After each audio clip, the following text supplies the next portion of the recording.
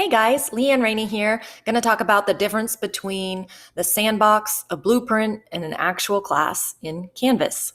This tutorial was made for teachers, more specifically art teachers. If you're not an art teacher, you still can watch and you might learn something. I hope you do.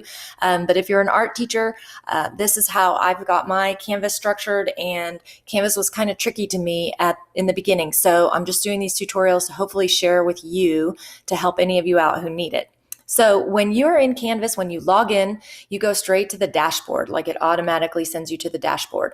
This is an announcement from the district or from the DLCs or whoever about taking classes. I took this next level Canvas course over the summer because last year we had started doing Canvas at my campus, and then the pandemic hit. And when the pandemic hit, it was like, oh my gosh, I need to really, really, really know Canvas. So I kind of knew it before, and then I had to learn it really fast on the fly. And so one of my personal goals over the summer was to take this next level course and become super proficient at Canvas so I could be the best teacher I could possibly be for my students.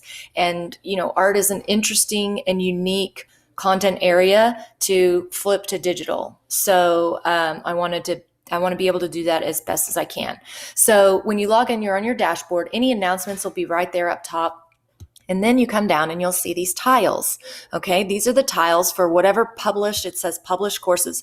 These are the courses that you teach and maybe the courses you might be registered in. My campus had Growing with Canvas. That was our goal last year as a campus. And then I have my Learning Lab. Hopefully you guys, all your Canvases probably look similar to this. Here's the next level Canvas course. And then down here at the bottom, you've got your Sandbox. Okay, so you might be going, Sandbox, what is a Sandbox? Well, the Sandbox basically is your playground in Canvas. You can see it says unpublished. It's not published. Now, whenever you click on any of those tiles, it's going to show you in the top left where you are. Okay, Leanne's Sandbox modules. Okay, so what you can do in your Sandbox is you can build modules, you can play around, you can build assignments, you can do whatever you want to do in here, and it's never going to get seen by anybody. So if you mess something up or screw something up in your Sandbox, no worries, it's totally fine. But if you do something that's great and you're like, oh man, it's in my Sandbox, no one will ever see it, that's actually not true. You can come over here to the left side of your page, and where this little kind of half circle with the or C with the arrow that says Commons, you can go to Commons and you can export something that you've created in your Sandbox, like say this Art One portfolio name section. I actually did like that, and I do use this particular slideshow and assignment in my Art 1 class. So you can export that into the Commons, and then you can click over here on courses. You can go to your VMS Art 1 blueprint, and then after you are in here, you can click on Commons again, search up Commons, search up where that is, and then you can import it back into your Art 1 blueprint.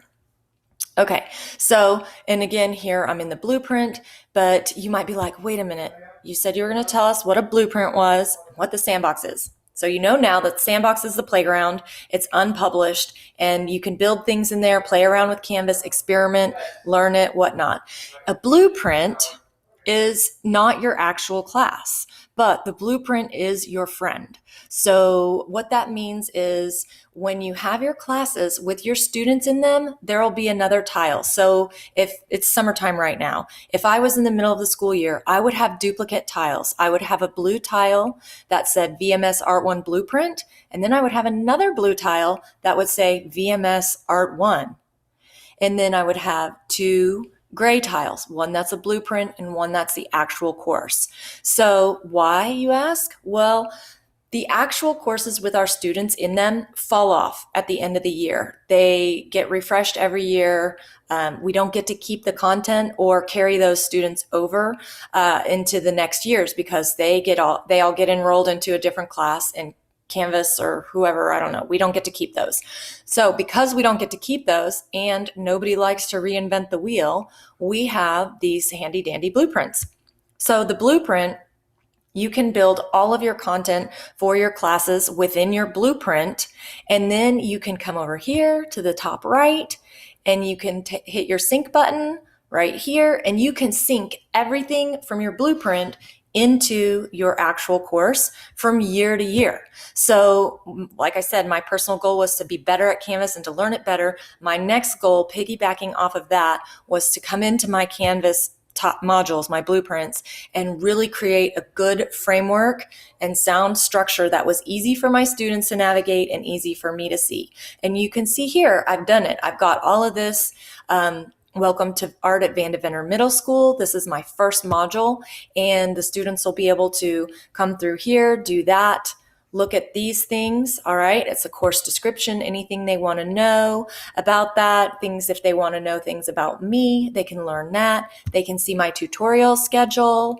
All of this information is right here at their fingertips, and it's within Canvas. And I don't have to re-upload this every year. It's in the blueprint. I'll get to keep it as long as I'm teaching art and we're using Canvas and Frisco. I'll get to reuse this content next year just by hitting my sync button.